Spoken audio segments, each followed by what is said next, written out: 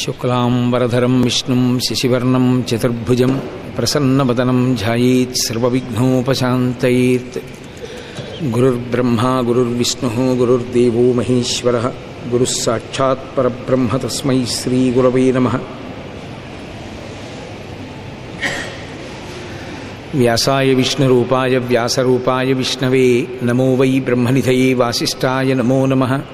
కూజంతం రామ రామేతి మధురం మధురాక్షరం ఆరుహ్య కవితాశాఖాం వందే వాల్మీకికోకిలం. శ్రుతిస్మృతిపురాణానాం ఆలయం కరుణాలయం నమామి భగవత్పాదశంకరం లోకశంకరం. వాగర్ధావివ సంపృక్తౌ వాగర్ధప్రతిపత్తయే జగతః పితరౌ వందే పార్వతీపరమేశ్వరౌ.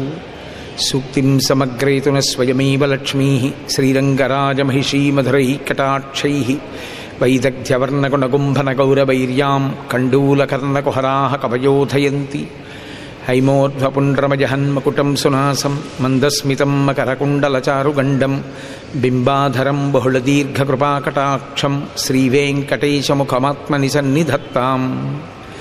విమలపటీ కమలకుటీ పుస్తకరుద్రాక్షసస్తహస్తపుటీ కామాక్షీ పక్ష్మలాక్షీ కలిత విపంచీ విభాసి వైరించీ.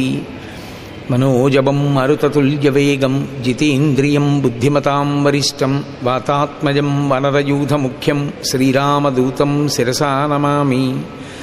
ఆపదామపహర్తారం దాతారం సర్వసంపదాం లోకాభిరామం శ్రీరామం భూయో భూయో నమామ్యహం. హరి ఓం. పరమేశ్వర స్వరూపైన సభకి నమస్కారం. నేను నిన్న మీతో మనవి చేశాను, శ్రీవేంకటేశ్వర ఆవిర్భావ ఘట్టమనందు ఆయన మొట్టమొదటి దర్శనాన్ని ఇచ్చింది ఒక గొల్లవానికి. కారణం ఏదైనా కావచ్చు, ఆయన ఒక ఆవు మీదకి గొడ్డలిని విసిరినది కారణమే కావచ్చు. కానీ ఈ యుగంలో వెంకటేశ్వర అవతారాన్ని మొట్టమొదట చూసిన వ్యక్తి మాత్రం ఒక గొల్లవాడు. ఆ కారణం చేత గొల్ల జాతి యందు ఈశ్వరుడు కృప వహించాడు. దోషభూయిష్టంగా గొడ్డలి విసిరాడు ఆవు మీద. ఆవుని రక్షించడానికి నేను పైకి లేచాను. లేవడంలో నా తలకి గొడ్డలి తగిలింది. సప్తతాళ ప్రమాణేన రక్తస్ఫూర్తిరభూత్తదా, 7 తాటి చెట్ల ప్రమాణంలో రక్తధార పైకి లేచింది. అక్కడ దోషం జరిగినప్పటికీ మొట్టమొదటి దర్శనాన్ని పొందినటువంటి వ్యక్తి మాత్రం ఒక గోపాల బాలుడు కనుక అతను మరణించినప్పటికీ నేను గోపాలుర వంశానికి ఒక వరం ఇస్తున్నాను.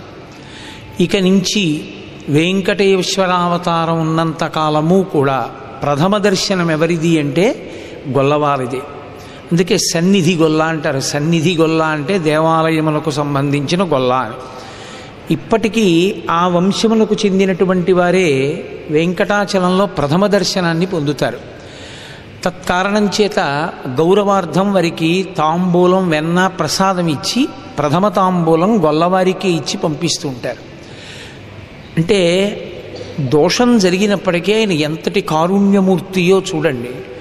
నిన్నటి రోజున మీతో నేను మనవి చేశాను, వెంకటేశ్వర స్వామి వారు మనం ఎలా కరచరణాదులతో కదులుతుంటామో అలాగే చాలా కాలం కదిలారు. గుర్రం మీద తిరిగారు, ఎందరితోనూ మాట్లాడారు. ఒకానొకప్పుడు తొండమాన్ చక్రవర్తి చేసినటువంటి ఒక ఘోరమైన అపరాధం వల్ల, ఇవాళ నాకు అవన్నీ చెప్పడానికి తగినంత సమయం లేదు, ఒక ఘోరాపరాధం చేత ఆయన ఒక బ్రాహ్మణుడి పట్ల చేసినటువంటి నిష్కృతి లేని ఘోరము చేత దాన్ని దిద్ది, తదనంతర కాలమునందు నేను ఎప్పుడైనా ఏదైనా మాట్లాడవలసి వస్తే అర్చకుల్ని ఆవహిస్తాను, అర్చకుల ద్వారా మాట్లాడతాను అని ప్రతిజ్ఞ చేసి ఆయన ఒక మూర్తి స్వరూపాన్ని పొందారు.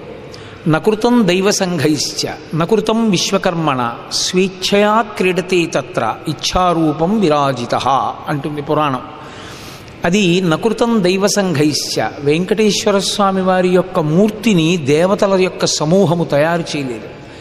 నకృతం విశ్వకర్మణ, ఆ మూర్తిని విశ్వకర్మ తయారు చేయలేదు.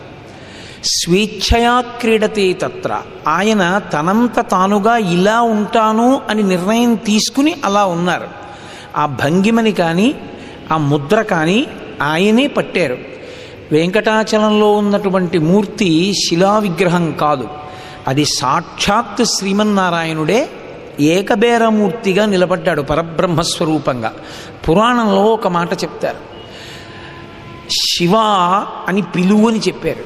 మీరు స్కాందం పరిశీలిస్తే సమస్త దేవతల యొక్క స్వరూపము ఆయనే కనుక, అందుకే కంచికామకోటి పీఠాధిపతులు పరమాచార్య స్వామి వారు వెంకటేశ్వర దర్శనం చేసి బయటికి వస్తే ఆయన్ని ఒకసారి అడిగారు, వెంకటేశ్వరుడు ఎవరు?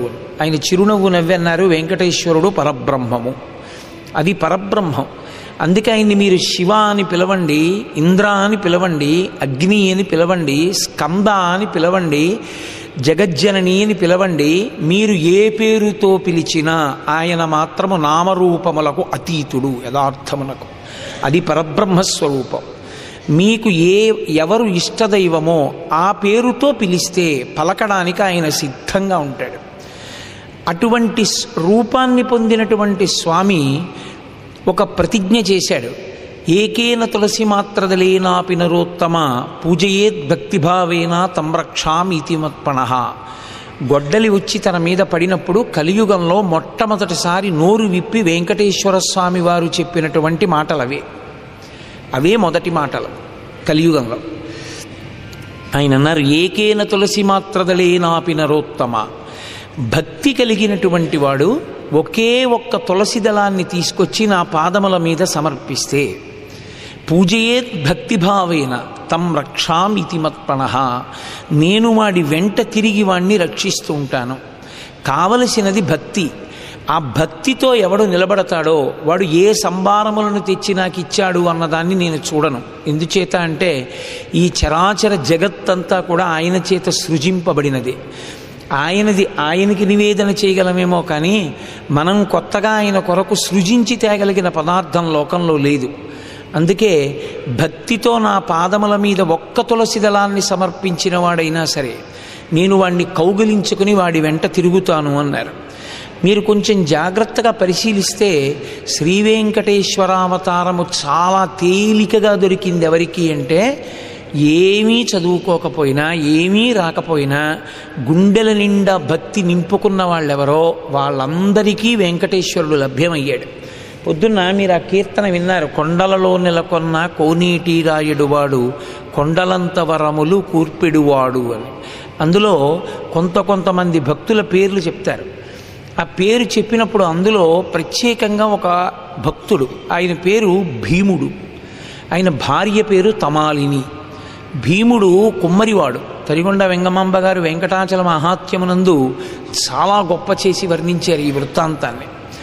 ఆ భీముడు కేవలంగా కుమ్మరివాడు, ఆయనకేం పూజ తెలియదు, కానీ గుండెల నిండా భక్తి ఉంది. ఆయన ఏం చేసేవాడంటే కుండ చేసే ముందు ఒకసారి వెంకటరమణుణ్ణి స్మరించేవాడు. కుండలు చేసి మధ్యాహ్నం ఒక కుండ పెంకొకటి పగలగొట్టేవాడు. పగలగొట్టి తాను అన్నం తినే ముందు ఇంత పెరుగన్నం ముద్ద ఒకటి అక్కడ పెట్టేవాడు. పెట్టి ఈశ్వర ఇది మీరు స్వీకరించండి అనేవాడు. తొండమాన్ చక్రవర్తి రోజు స్వర్ణ తులసీదళములతో పూజ చేసేవాడు. ఆయన అనుకునేవాడు, నాకన్నా వెంకటేశ్వరుడికి భక్తుడు లేడు, ఆనందనిలయ విమానాన్ని నేనే కట్టించాను, ప్రతిరోజు స్వర్ణ తులసి దళాలతో పూజ చేస్తాను, కాబట్టి నేనే అత్యధికమైన భక్తి తత్పరుణ్ణి అనుకునేవాడు. ఒకరోజు ఆయన బంగారు తులసి దళాలు పూజ చేసి మరునాడు తీస్తున్నాడు నిర్మాల్యం. అందులో బంకమన్నుతో కూడుకున్న తులసి దళం కనపడింది. ఆయన తిన్నగా వెంకటేశ్వరుడి దగ్గరికి వెళ్ళాడు. అప్పట్లో తొండమాన్ చక్రవర్తికి చాలా స్వతంత్రం ఉండేది. ఆయన వెంకటేశ్వరుడి దగ్గరికి వెడుతుండేవారు. ఆయన అలా తొందరపడి వెళ్ళిన కారణం చేతే ఒకప్పుడు భూదేవి సిగ్గుపడి పరమేశ్వరుడితో ఏకాంత శయనంలో ఉంది. ఆవిడ సిగ్గుపడి తొండమాన్ చక్రవర్తి వచ్చేశాడని ఎటు వెళ్లాలో తెలియక పడక గదిలోంచి బయటకు వచ్చి నూతిలో దూకేసింది. ఆ నూతినే ఇప్పటికీ మనం భూదేవి తీర్థం అని పిలుస్తాం. అద్దాల మంటపం పక్కన నిలబడి ప్రసాదం తీసుకునేటప్పుడు కనపడుతుందే అదే. కలియుగంలో వెంకటేశ్వర స్వామి వారి విషయంలో ఒక చిత్రమైన లక్షణం, విష్ణువాలయంలో పుష్పార్చన చాలా మిక్కుటంగా ఉంటుంది. ఎంత మిక్కుటంగా ఉంటుందో అంతగా నిర్మాల్యం ప్రసాదంగా ఇస్తారు. ఒక్క వెంకటాచలంలో మాత్రం స్వామివారికి అర్చన చేసినటువంటి పువ్వులు ఏవీ కూడా నిర్మాల్యాన్ని తిరిగి ప్రసాదంగా ఇవ్వరు. ఆ ప్రసాదాన్నంతటినీ కూడా భూదేవికే సమర్పిస్తారు. భూదేవి తీర్థము అని ఆవిడ నూతిలో దూకేస్తే ఏ నూతిలో ఆవిడ దూకిందో అందులో స్వర్ణభూదేవిని ప్రతిష్ఠించారు రామానుజాచార్యుల వారు. అందులో వేస్తారు. ఇప్పుడు తీసుకెళ్ళి దాన్ని కొండల మీద వేస్తున్నారు అని. కానీ యథార్థమునకు ఆ నిర్మాల్యాన్నంతటినీ ఆ నూతిలో వేసేవారు, అది భూదేవికి చెందుతుంది అని. అక్కడ ఎవ్వరికీ నిర్మాల్యాన్ని ప్రసాదంగా ఇవ్వరు వెంకటాచల క్షేత్రంలో. కాబట్టి ఇదేమిటి, నేను స్వర్ణ తులసి దళాలు పూజ చేస్తే మధ్యలో బంకమన్ను తులసి దళం ఎలా ఉంది కనుక్కోవడానికి తొండమాన్ చక్రవర్తి తిన్నగా వెంకటేశ్వరుడి దగ్గరికి వెళ్ళాడు. వెళ్ళి వెంకటేశ్వరుడిని అడిగాడు, నేను రోజు స్వర్ణ తులసి దళాలు కదా పూజ చేస్తాను, బంక మన్ను తులసి దళం ఎక్కడి నుంచి వచ్చింది? ఆయన అన్నాడు, నా అంత గొప్పవాడు లేడు, నా అంత భక్తుడు లేడని నీకు అహంకారం. నిజానికి నాకు అత్యంత భక్తి తత్పరుడు ఎవరో తెలుసా? నీ రాజ్యంలోనే చివరి భాగంలో ఉన్నాడు భీముడు అని ఒక కుమ్మరివాడు. అతని భార్య పేరు తమాలిని. నువ్వు వెళ్ళి చూడు అతని భక్తి ఏమిటో అన్నాడు. కాలినడకన వెళ్ళాడు తొండమాన్ చక్రవర్తి. ఎండలో కుమ్మరివాని ఇంటి దాకా వెళ్ళలేక దగ్గర దాకా వెళ్ళి శోషొచ్చి పడిపోతే భీముడు వెళ్ళి నీళ్లు జల్లి పైకెత్తి తీసుకొచ్చాడు. నువ్వు చాలా భక్తి తత్పరుడివిట, వెంకటేశ్వరుడికి నువ్వు ఏమి నైవేద్యం పెడతావు, ఏమి పూజ చేస్తావు చెప్పమని అడిగారు. నాకేం తెలుసు, నాకేముంది పూజ చేయడానికి, నా గుండెల నిండా స్వామి ఉన్నాడు. నేను ప్రతిరోజు కార్యక్రమ ప్రారంభమునందు స్వామిని తలుచుకుంటాను, ఆయనే చేయిస్తున్నాడు అన్న భావనతో ఉంటాను. చిట్ట చివర నిద్రపోయే ముందు గోవిందా అని ఆయనకి నమస్కరించి నిద్రపోతాను, గోవిందనామంతో నిద్రలేస్తాను. అంతకన్నా నాకేం రాదు. నాకున్నది నా దగ్గర కొయ్య వెంకటేశ్వర మూర్తి ఒకటి ఉంది. ప్రతిరోజు నేను కుండలు తయారు చేయడం ప్రారంభం చేసే ముందు బంకమన్నుతో తులసిదళం తయారు చేస్తాను, ఆ తులసిదళాన్నే పట్టుకెళ్ళి అక్కడ సమర్పిస్తూ ఉంటాను అన్నాడు. తెల్లబోయాడు ఇంతటి తొండమాన్ చక్రవర్తి. శ్రీమన్నారాయణుడు ఉభయనాంచారులతో కలిసి గరుడ వాహనం మీద వచ్చి అమ్మవార్లిద్దరూ కూడా తమ ఒంటి మీద ఉన్న నగలు తీసి ఆ భీముని భార్య తమాలినికి అలంకారం చేశారు. శ్రీనివాసుడు స్వయంగా తన మీద ఉత్తరీయం తీసి కప్పి చెయ్యి పట్టి నడిపించి తీసుకెళ్ళి గరుడ వాహనం మీద కూర్చోపెట్టి సశరీరంగా వైకుంఠానికి పంపించారు. అందుకే కలియుగంలో నేను భక్తికి మాత్రమే లొంగుతాను తప్ప పై పటాటోపములకు లొంగేవాడను కాను. ఇది చెప్పడానికే ఇప్పటికీ వెంకటాచల క్షేత్రంలో పరమేశ్వరుడు స్వీకరించేటటువంటి మహానైవేద్యాన్ని ఓడు అని పిలుస్తారు. ప్రతిరోజు ఓ కొత్త కుండ తీసుకొచ్చి పగలగొట్టి ఆ కుండ పెంకులో పెరుగన్నాన్ని తీసుకెళ్ళి కులశేఖర ఆళ్వార్ పడి దాటి లోపలికి వెళ్ళేది ఆ ఒక్క ప్రసాదమే. దాన్ని లోపల పెట్టి ఈశ్వరుడికి నివేదన చేస్తారు. ఆ పెరుగన్నం ఒక్కటే ఆయన తింటాడు. అందుకే వెంకటేశ్వర స్వామి వారికి ఇవాళ ఏ పళ్ళెంలో మీరు నైవేద్యం పెట్టారో దాన్ని తోమి మళ్ళీ రేపటి రోజున ఆ పళ్ళెంలో నైవేద్యం పెట్టక్కర్లేదు. ఆయనకి రోజు కొత్త కుండ పెంకుంటే చాలు. పైకి అంతటి మహదైశ్వర్యవంతుల్లా కనపడే స్వామి అంతటి నిరాడంబరుడు, అంతటి పరమభక్తి తత్పరుడు. ఎక్కడ గుండెల నిండా భక్తి ఉందో అక్కడ ఆయన వెంబడించి వచ్చి రక్షిస్తాడు. నేను మళ్ళీ మళ్ళీ చెప్తున్నాను ఈ మాట, మీరు నన్ను నమ్మండి.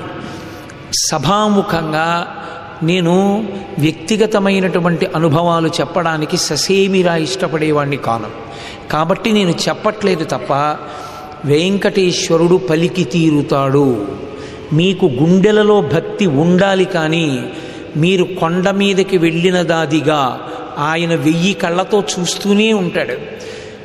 కొండ మీదకి వెళ్ళి కాదు, నేను ఇవాళ చెప్తున్న మాటల్ని మీరు బాగా జ్ఞాపకం పెట్టుకోండి. మీరు ఈ బ్రహ్మాండంలో ఎక్కడ కూర్చుని వెంకటేశ్వర స్వామి వారిని స్మరించి మనసులో కోరిక కోరుకోండి, మీ కోరిక తీరుతుంది. ఆయన వింటాడు. అలాగే వైముఖ్యం కూడా. నేను ఈ మధ్య చాలా మాటలు తిరుపతి వెళ్ళాను, అబ్బా మళ్ళీ ఏం పెడతానులే అని కానీ అన్నారో, ఇక మళ్ళీ మీరు వెంకటేశ్వరుడికి క్షమార్పణ చెప్పి అర్థించే వరకు కొండెక్కనివ్వడు. మీరు ఎక్కడ కూర్చుని ఏమనండి ఆయనకి వినపడుతుంది. నన్ను నమ్మండి, నేను మీతో యథార్థం మనవి చేస్తున్నాను. అంతవరకు వచ్చాను కాబట్టి మీతో ఒక మాట అంటాను. నా పెళ్ళైన కొత్తల్లో నేను నా భార్యని తీసుకుని వెంకటాచలం వెళ్ళాను. పెద్ద పెద్ద శంఖచక్రాలు ఆ ముద్రలతో కూడుకున్నటువంటి ఉత్తరీయాలు వేసుకుని కొంతమంది వెడుతున్నారు. నేను అలా వేసుకుని ఉత్తరీయం వెడుతున్న ఒక వ్యక్తి దగ్గరికి వెళ్ళి, అయ్యా ఈ ఉత్తరీయం మీకు ఎలా వచ్చింది అని అడిగాను. నేను ఆర్జిత సేవ చేశాను అన్నాడు ఆయన. ఆర్జిత సేవ అంటే ఏమిటి, ఏం చేశారు అన్నాను. ఆయన ఏదో 5,000 రూపాయలు 7,000 రూపాయలు చెప్పాడు. చెప్పి ఈ సేవ చేశానండి, చేస్తే ఈ శాలువా ఇస్తారు అన్నాడు. నేను మళ్ళీ వెనక్కి నడిచి వచ్చేసి, ఇప్పట్లా అఖండ దీపం దూరంగా ఉండేది కాదు, చాలా దగ్గరగా ఉండేది, రాజద్వారం ఎదురుగుండా. అక్కడ కొబ్బరికాయల కొట్లు ఉండేవి 2 పక్కల. అక్కడ నా భార్య పక్కన నిలబడి నేను అన్నాను, వాళ్ళు ఎంత అదృష్టవంతులో, అన్ని వేల రూపాయలు పెట్టి ఆర్జిత సేవ చేశారట, నిజంగా పెట్టి పుట్టినవారు కాదు అన్నాను. అంటే కొత్తగా పెళ్ళయింది నాకు. ఇంకా మా ఆవిడ నా వంక ఇలా చూసింది, అరే పాపం అంత డబ్బు పెట్టి సేవ చేయలేకపోతున్నానని ఈయనకి ఎక్కడో బాధ ఉంది అని. నేను వెంటనే సర్దుకునన్నాను, వెంకటేశ్వరుడు తలుచుకుంటే పెద్ద లెక్క, నాతో చేయించడా అటువంటి సేవ అన్నాను. మీరు నన్ను నమ్మండి, ఆ తర్వాత 5 సంవత్సరాలు పూర్తయ్యే లోపల వెంకటాచలంలో నేను చెయ్యని సేవ అంటూ మిగిలిపోయింది ఒక్కటే, పుష్పపల్లకి ఒక్కటే నేను చేయలేదు తప్ప అన్ని సేవలు ఈశ్వరుడు నాతో చేయించాడు. ఆయనకి వినపడుతుంది, ఏదైనా సరే ఆయన గ్రహిస్తాడు. తనని నమ్మిన వాణ్ణి ఎలా హక్కున చేర్చుకోవాలో ఆయనకి బాగా తెలుసు.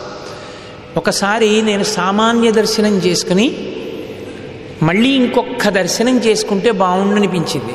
క్యూ కాంప్లెక్స్ దగ్గరికి వెళ్ళి, ఆ రోజుల్లో వైకుంఠం ఎదురుగుండానే విజయ బ్యాంక్లో కరెంట్ కౌంటర్లో టికెట్లు ఇచ్చేవారు. అక్కడికి వెళ్ళి నిలబడితే చాలా పెద్ద లైన్ ఉంది. నేను ఆ లైన్ చివరి నిలబడి అన్యాయంగా దూరను, కానీ రేపు నాకు నిన్ను అర్చనానంతర దర్శనంలో ఒక్కసారి చూసి వెళ్ళిపోవాలనుంది, నాకు నువ్వు కనపడగలవా అర్చనానంతర దర్శనంలో అనుకుని నించున్నాను.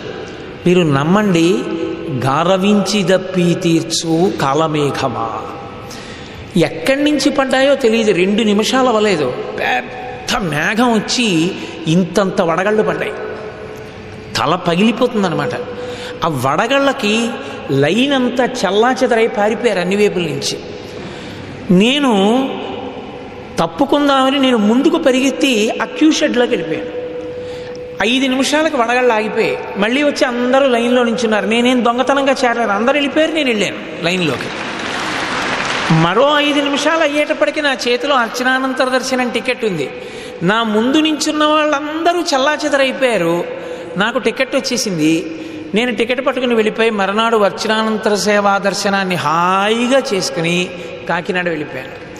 నేను అప్పుడు అనుకున్నాను, ఈశ్వర మనసులో సంకల్పం చెయ్యాలి కానీ నీకేది అందదయా, ఏదైనా నువ్వు అనుగ్రహించగలవు. ఇక నేను పెద్ద పెద్ద విషయాలు సభాముఖంగా చెప్పను, నాకు బాగా సన్నిహితంగా ఉంటుంది. వెంకటేశ్వర అనుగ్రహం అంటే ఎంత గొప్పగా ఉంటుందో, అంతటి మహానుభావుడు వెంకటేశ్వరుడు అంటే, పిలిస్తే పలికే దైవం.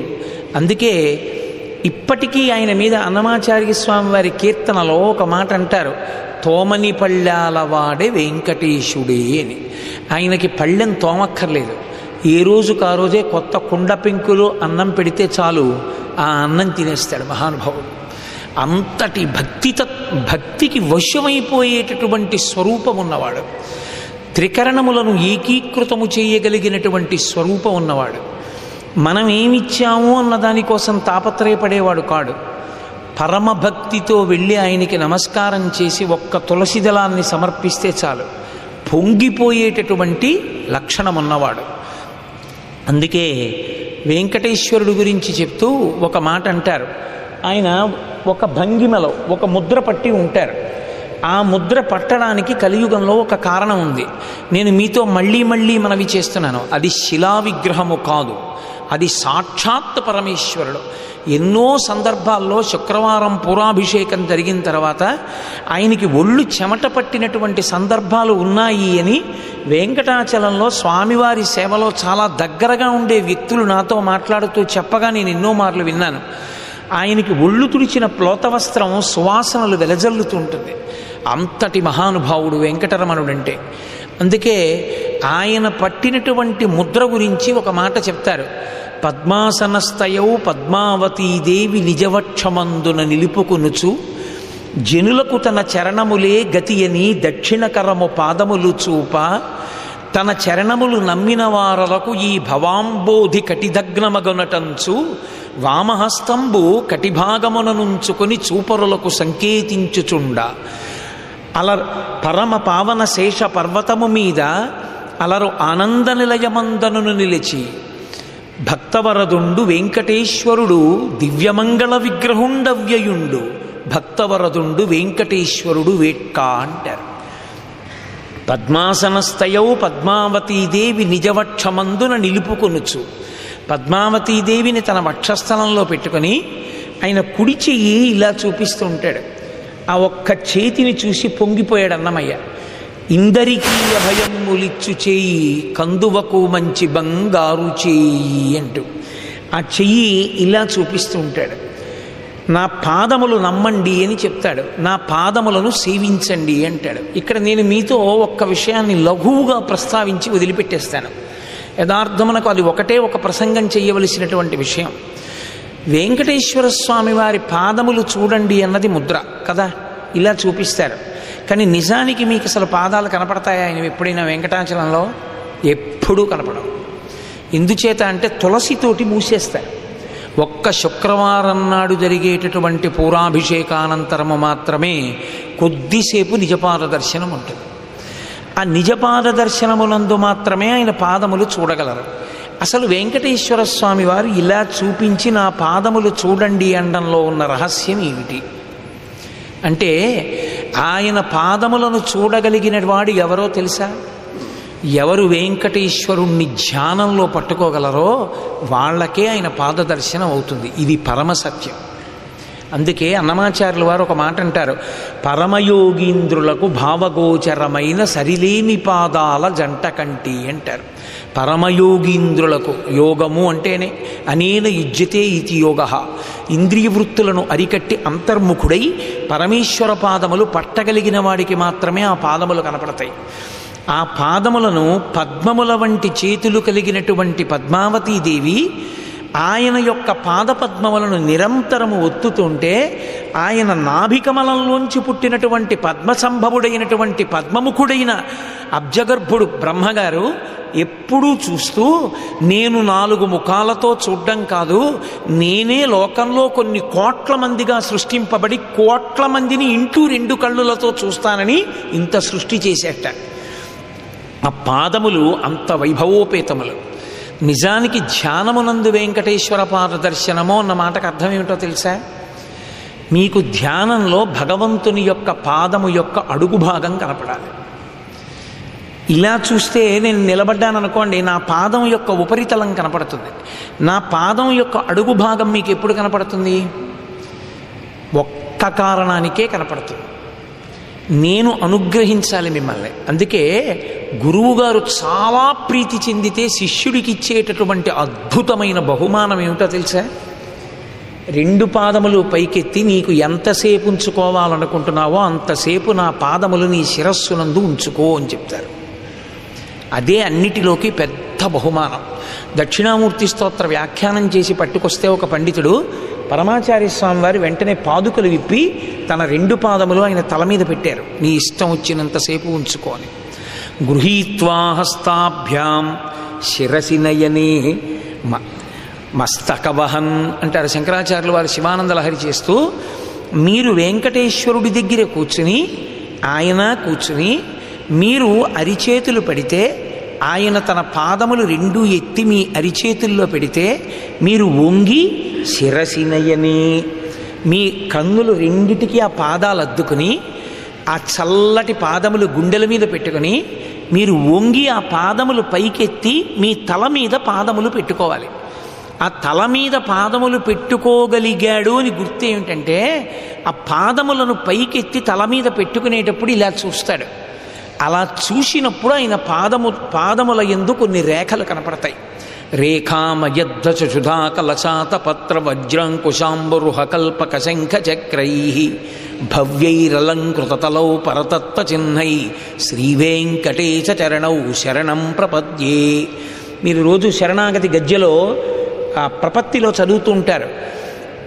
ఆ పాదముల యందు గద, అమృతభాండము, నాగలి, అంకుశము, సుదర్శనము, ఇటువంటి దివ్యమైనటువంటి చిహ్నములు ఉంటాయి.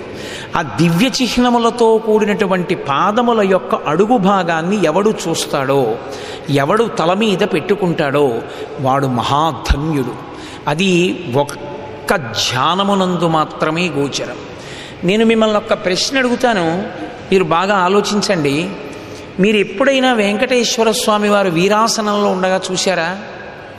వీరాసనం అంటే ఎడంకాలు కింద పెట్టి కుడికాలు పైకెత్తి ఎడమ తొడ మీద వేసుకుని కూర్చుంటే ఈ కాలు కొద్దిగా ఇలా పైకెత్తి ఉంటే ఈ కాలు యొక్క అడుగు భాగము కనపడుతుంది. ఈ ఎడంకాలు కుడికాలు మీద వేయడం వల్ల, కుడి తొడ మీద వేయడం వల్ల ఎడంకాలు అరికాలంతా కనపడుతుంది. అలా కూర్చున్న వెంకటేశ్వరుణ్ణి మీరు ఎప్పుడైనా ఎక్కడైనా చూశారా? ఒకవేళ అలా చూసిన వాళ్ళు ఎవరైనా ఉంటే సభలో ఒక్కసారి ఎక్కడ చూశారో నాకు సభలో లేచి నిలబడి చెప్పండి. ఎవరైనా ఒక్కరైనా అలా చూసిన వాళ్ళు ఉంటే.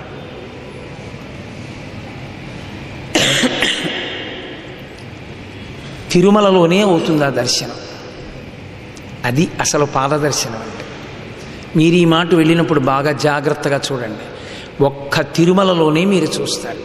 ఎక్కడ కనపడతాడో తెలుసా? అలాగా మీరు వెంకటేశ్వర స్వామిని లోపల దర్శనం చేసుకుని బయటికి వచ్చేసి భూదేవి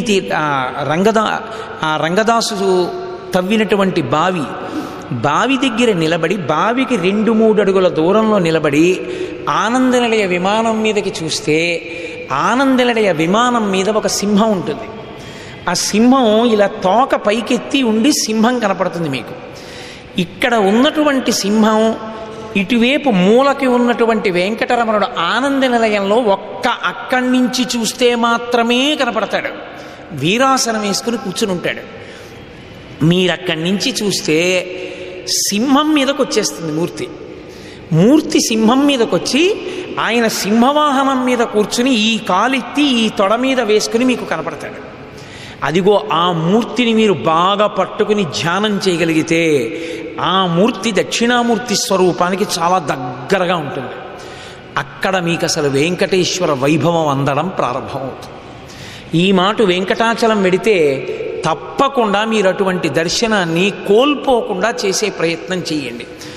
నాకు తెలిసి ఎవ్వరూ చెయ్యరు. అసలు అక్కడికి వెళ్ళిపోతారు. ఆ భూదేవి ఆ రంగదాసు తవ్వినటువంటి బావి దగ్గర నిలబడి అక్కడి నుంచి చూడాలి. మీకు చూస్తే కొంచెం జాగ్రత్తగా పరిశీలిస్తే మీకు అర్థమైపోతుంది. ముందు సింహం కనపడుతుంది. మీరు ఆ సింహం మీద ఒక ఆయన కూర్చున్నట్టుగా కనపడతాడని చెప్పాడే ఈయన అని మీరు కొంచెం జాగ్రత్తగా అలా చూశారనుకోండి, వెనకాతలకి విమానంలో ఉన్న మూర్తి సింహం మీదకి వచ్చేసి సింహం మీద కూర్చుని కనపడతాడు వెంకటేశ్వరుడు. అక్కడ కనపడతాడు. ఆ పాదం పైకెత్తి కుడితొడ మీద వేసుకుని కనపడతాడు. దాన్ని మీరు రోజు ధ్యానం చేయడం మొదలు పెడితే ఆ మూర్తి మిమ్మల్ని గట్టెక్కించేస్తుంది. అది యథార్థమునకు ఆయన పాదములను ధ్యానమునందు దర్శనం చేసి యోగి రమించిపోగలిగినటువంటి స్థితి. అన్నమయ్య వంటి మహాపురుషులందరూ అదిగో ఆ దర్శనాన్ని పొందారు. సాధారణంగా పాదదర్శనం అంటే ఇలా నిలబడి పాదముల యొక్క ఉపరితలము వరకే అనుకుంటారు. కాదు, అసలు నిజమైన పాదదర్శనం ఆయన పాదములలో ఉండేటటువంటి రేఖలని కూడా దర్శనం చేయగలగాలి. అంటే ఆయన మీ యందు ప్రసన్నుడై ఆయన కూర్చోవాలి, మీరు ఆయన పాదాల దగ్గర కూర్చోవాలి. ఆయన పాదములు పైకెత్తి నీ తల మీద పెట్టుకో అనాలి. మీరు పైకెత్తలేరుగా, ఆయన ఇలా 2 పాదాలు పైకెత్తి పెట్టుకో అనాలి. అప్పుడు ఆయన పాదములలో ఉన్న రేఖలు మీకు గోచరమవుతాయి. అంటే అంత భక్తితో ఎవడు నిలబడగలడో, ఎవడు అలా పాదముల అడుగు భాగాన్ని దర్శనం చెయ్యగలడో వాడి గురించి నేను ఇంకేం చెప్పవలసి ఉంటుంది? వాడు ప్రారబ్ధం అనుభవించడానికి ఈ జన్మని చివరిసారి శరీరంతో ఉన్నాడు. వాడికి ఇదే ఆఖరిసారి శరీరం విడిచిపెట్టడం.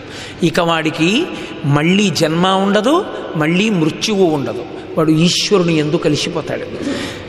తిరుమల క్షేత్రంలో అనేకమైనటువంటి రహస్యములు ఇటువంటివి ఎన్నో ఉన్నాయి. మీరు దర్శనం చేసేటప్పుడు చాలా జాగ్రత్తగా పరిశీలించి పెద్దల దగ్గర తెలుసుకుని ఆనందనిలయ విమానాన్ని దర్శనం చేస్తే మీకు ఎన్నో ఇటువంటివి గోచరిస్తాయి. నిన్న నేను మీతో విమానం గురించి ఒక మాట చెప్పాను. శ్రీరంగంలో అయితే ప్రణవాకార విమానం, కంచిలో అయితే పుణ్యకోటి విమానం, తిరుమలలో అయితే ఆనందనిలయ విమానము అంటే దేవాలయం యొక్క పైకప్పు, స్వామి మూర్తి ఉన్న చోట పైనున్న కప్పు.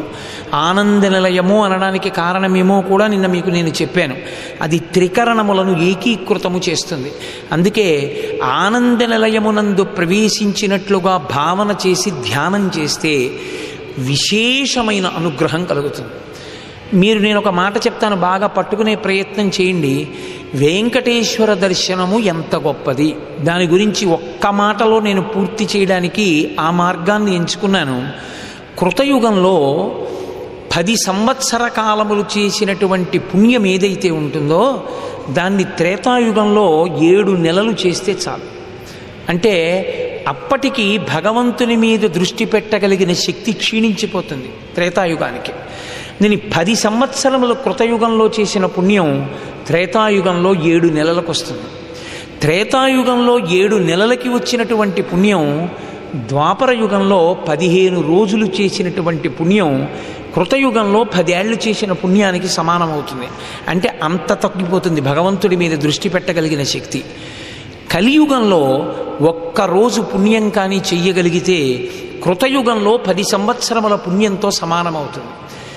కలియుగంలో ఎవరైనా ఆనంద నిలయంలో నిలబడినటువంటి వెంకటేశ్వర స్వామి వారి దర్శనాన్ని లిప్తకాలం చేస్తే, అంటే కనురెప్ప పడి పైకెత్తే లోపల ఒకసారి అలా వెంకటేశ్వరుణ్ణి చూస్తే, కృతయుగంలో 10 సంవత్సరములలో వచ్చే పుణ్యాన్ని కోటి పెట్టి గుణిస్తే ఎంత పుణ్యం వస్తుందో అంత పుణ్యం లిప్తకాల దర్శనం చేత వస్తుంది.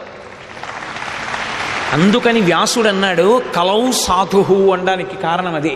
కలియుగము అత్యంత యోగ్యమైన కాలము అనడానికి కారణం ఏమిటో తెలుసా? కృతయుగంలోనూ త్రేతాయుగంలోనూ ద్వాపర యుగంలోనూ చేసేటటువంటి పుణ్య సముపార్జన ఎంత కష్టమో కలియుగంలో అంత తేలికగా పుణ్యం వస్తుంది. భగవంతుని యొక్క దర్శనమునందు భగవంతుని దగ్గర మనం భక్తితో నిలబడ్డం చేత, ఆయన నామం చెప్పడం చేత, ఆయనని కీర్తించడం చేత, ఆయన యందు భక్తితో ఉండడం చేత అంతటి వైభవాన్ని పొందుతాడు. అందుకే ఎవరు తన పాదములను దర్శనం చేస్తున్నారో, ఆయన పాదములను నమ్ముకున్నారో వారికి ఇక ఏ విధమైన ఇబ్బంది ఉండదు. జనులకు తన చరణములే గతి అని దక్షిణకరము పాదములు చూప, నా పాదములే గతి అని కుడి చెయ్యి చూపిస్తూ ఉంటుంది. ఎవరు నా పాదములు నమ్ముకున్నారో వాళ్ళకి సంసారము నడుంలోతే వస్తుంది అని చెప్పడానికి ఎడమ చెయ్యి నడుం మీద వేసుకుని ఉంటాడు. సనాతన ధర్మమునందు ముద్ర పడితే దానికి ఒక లక్షణం ఉంటుంది. అందుకే ఎవరు తనని నమ్మారో వారికి ఈ భవాంబోధి కటిదగ్నమగునటంచు, నడుంలోతు సముద్రంలా, నడుంలోతు నీళ్లలా సంసారమునందు వాడు మునిగిపోకుండా మోక్షమును పొందగలడు. అందుకని నడుం మీద చెయ్యేసి ఉంటారు. ఉండి పరమపావన శేష పర్వతము మీద అలరు ఆనంద నిలయమందను నిలిచి, ఆనంద నిలయంలో ఉండి దివ్యమంగళ విగ్రహుండవ్యయుండు. పసిపిల్లలకి ఏమర్థం అవుతుందో మనకి తెలియదు, వృద్ధులు ఏం పొందుతారో తెలియదు. ఎవరు లోపలికి వెళ్ళనివ్వండి, ఆయన చదువుకున్నవాడా, పండితుడా, జ్ఞాన, కవ్య, గాయకుడా, విద్వాంసుడా, సామాన్య గృహస్థ, మేకలు తోలుకునేవాడా, వ్యవసాయదారుడా, వ్యాపారస్తుడా, స్త్రీ పురుష పండిత పామర కుల మత వర్ణ వర్గ ధనిక భేద విచక్షణ లేకుండా ఎవరు ఆనందనిలయ విమానంలోకి ప్రవేశించి ఒక్కసారి స్వామి వంక చూసినా అంతే, ఏదో తెలియని ఆనందం ముప్పిరిగొని తోసేస్తున్నా సరే వెళ్లకుండా వెనక్కి తిరిగి గోవిందా గోవిందా గోవిందా గోవిందా అంటూనే ఉంటారు. వెంకటాచలంలో ఆ స్వామి యొక్క ఆకర్షణ అటువంటిది. అది ఒక విద్యుద్ఘాతం లాంటిది. మీ ప్రయత్నంతో మీరు మనసు నిలబెట్టాలి. ఇతర విషయముల యందు పూజ చేసేటప్పుడు మీ మనసు మీరు నిలబెట్టాలి. ఆనంద నిలయంలో మీ మనసుని మీరు వెనక్కి తీసుకోలేరు. అప్పుడు మీ అబ్బాయో మీ అమ్మాయో ఇంకోటో మీకేం గుర్తురాదు. ఇలా చూడగానే అబ్బా, పాదాలు చూస్తే పాదాలు, మోకాళ్ళు చూస్తే మోకాళ్ళు, తొడలు చూస్తే తొడలు, నడుం చూస్తే నడుం, వక్షస్థలం చూస్తే వక్షస్థలం, కంఠం చూస్తే కంఠం, గడ్డం చూస్తే గడ్డం, మూతి చూస్తే మూతి, ముక్కు, కళ్ళు, నుదురు, కిరీటం, చెవులు, ఏది చూస్తే అదే అందం. మనసు వెళ్ళి అక్కడ నిలబడిపోతుందంటే అంతటి దివ్యమంగళ విగ్రహుండవ్యయుండు. పరమపావన శేష పర్వతము మీద అలరు ఆనంద నిలయమందును నిలిచి భక్తవరదుండు వెంకటేశ్వరుడు వేట్క. ఎక్కడ ఉన్నవాడైనా సరే ఏడుకొండలవాడ వెంకటరమణ గోవిందా గోవిందా అన్నాడా ఆయనకి వినపడుతుంది. అందుకే వెంకటేశ్వరుడి గురించి చెప్తూ ఓ మాట అంటారు, గోవిందనామముల్ గొంతెత్తు పాడుచు కొండెక్కు భక్తుల గుంపులొకట, తల తీసి ఇత్తుమా ఇలవేలు పంచును తల వెంట్రుకలనిచ్చు ధన్యులొకట, స్వామిని దర్శించి సంతోషమాగక పరవశులకు పుణ్య పురుషులొకట, భక్తి ప్రసాదంబు కన్నుల కద్దుకొని పరవశమునందు భక్తుల గుంపులొకట, ఏది ఎయ్యడ విన్నను స్వామి మాటే, ఏది ఎచ్చట చూసిన స్వామి కొరకే, సకల హృదయాల ఉండెడి స్వామి ఒకడే, స్వామి నటించుచుండు ఈ శైలమందు అంటారు. ఆబాల గోపాలం ఎవరిని చూడండి.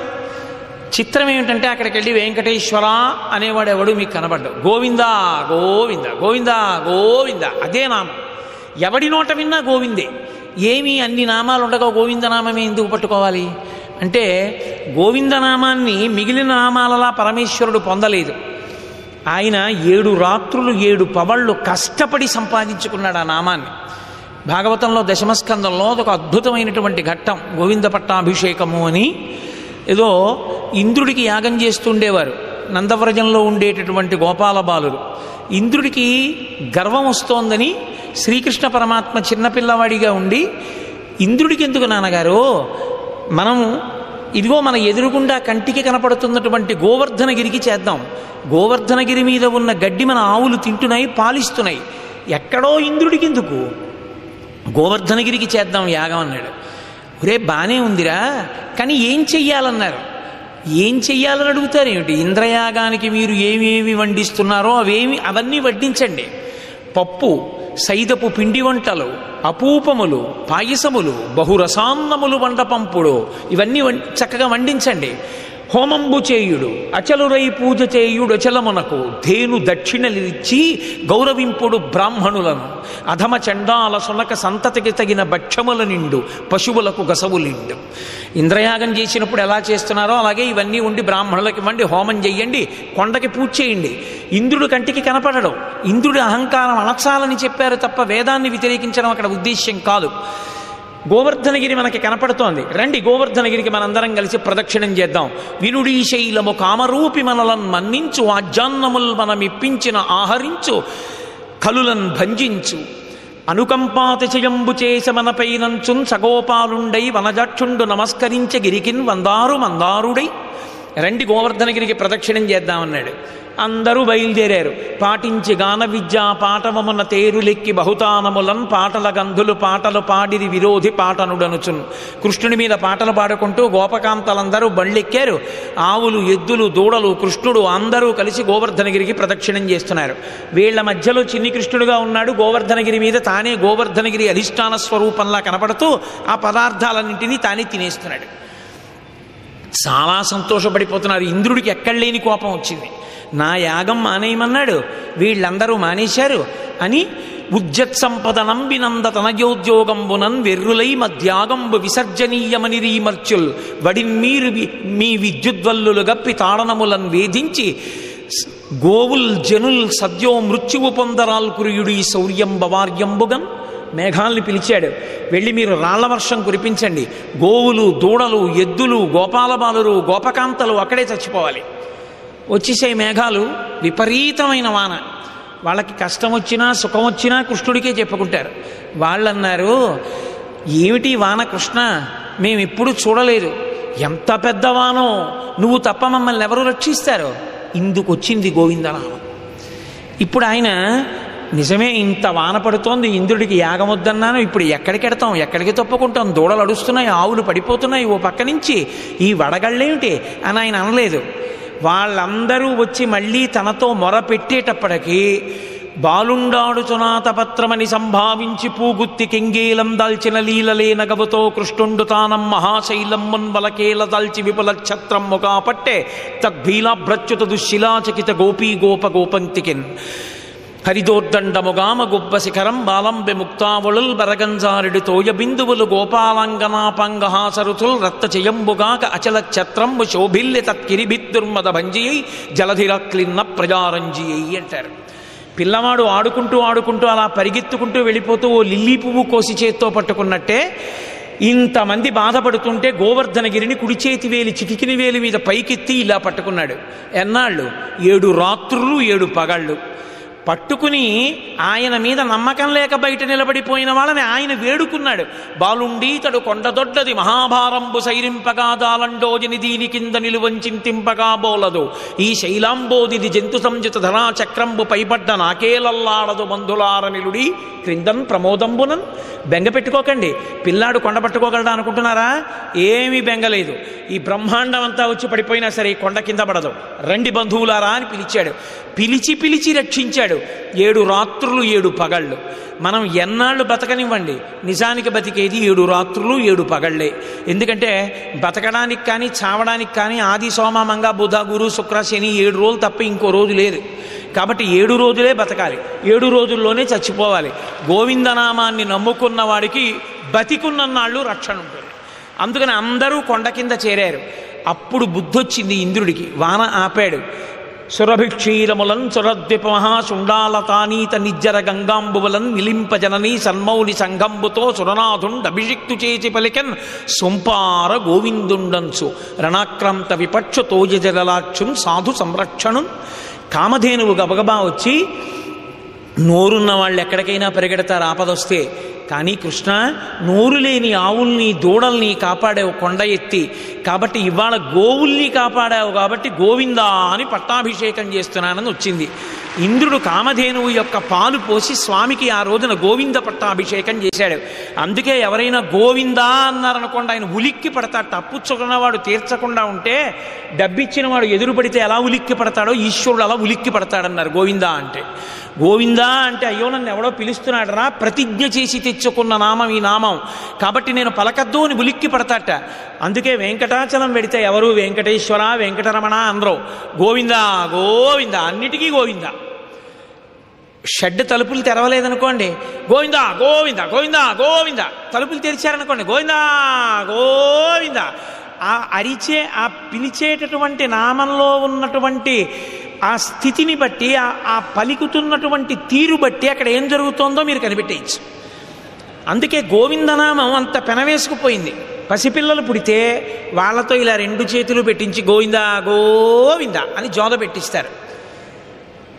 ఏదైనా భోజనాలు జరుగుతుంటే భోజన ప్రారంభకాలే గోవిందనామస్మరణే గోవిందా గోవింద, భోజన మధ్యకాలే గోవిందనామస్మరణే గోవిందా గోవింద, భోజనానంతకాలే గోవిందా గోవింద. ఆఖరికి ఎవరో శరీరం విడిచిపెట్టేశాడు అనుకోండి, పైకెత్తేస్తూ కూడా గోవిందా గోవింద. ఆఖరికి ఎవడో ఓడిపోయాడు అనుకోండి, గోవింద కొట్టేశాడండి అంటాడు.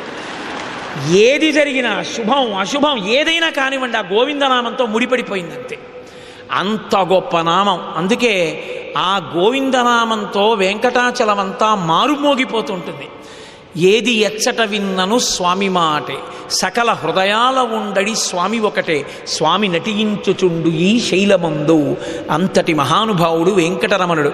అయితే నిన్న నన్ను నాగసూర్యారావు గారు కొంతమంది అడిగారు, నువ్వు ఎలాగో వచ్చావు కదా వెంకటేశ్వర స్వామి వారి మానసిక దర్శనం చెప్పవా అని అడిగారు. నేను అన్నాను, రేపటి రోజున ఆఖరి ప్రసంగం కాబట్టి ఈ సంవత్సరానికి రేపు తప్పకుండా మానసిక దర్శనం చెప్తానులేండి అని మాట ఇచ్చాను. అందుకని నేను మీకు ఒక్కసారి ఆ ఆనందనిలయ మానసిక దర్శనం గురించి 2 మాటలు విజ్ఞాపన చేసి నా ఉపన్యాసాన్ని పూర్తి చేసేస్తాను. ఏమీ అయిపోదు, 10 నిమిషాలు మీరు సంతోషంగా హాయిగా కళ్ళు మూసి కూర్చోవచ్చు. కళ్ళు మూసి కూర్చుంటే మీకు దొరికేటటువంటి దర్శనము కళ్ళు తెరుచుకుని ఉంటే కుదరదు. ఎందుకంటే అక్కడెక్కడో దుప్పటి కదులుతుంది, మీకు చూడాలని ఉంటుంది. ఎవరో పువ్వులు ఇలా తిప్పుతారు, మీకు చూడాలని ఉంటుంది. నేను చెప్తున్న మాటల్ని మీరు మనసులో అనుసింధించగలిగితే కళ్ళు తెరుచుకుని కూడా మేము దర్శనం చేసుకోగలమండి అంటే నాకు అభ్యంతరమే ఉంటుంది. కాబట్టి కళ్ళు మూసుకుని చేయగలిగితే ఎక్కువ ప్రయోజనం ఉంటుంది. కాబట్టి చూడండి, ఆనందనిలయ విమానంలో వెంకటేశ్వర స్వామి వారి దర్శనం చెయ్యడం కదూ నేను మీతో మనవి చేశాను. అక్కడేమి ఒక 5 నిమిషాలు ఎక్కువ తీసుకుంటాను, తిరుపతి పట్టణాన్నంతటినీ మీకు చూపించేస్తాను.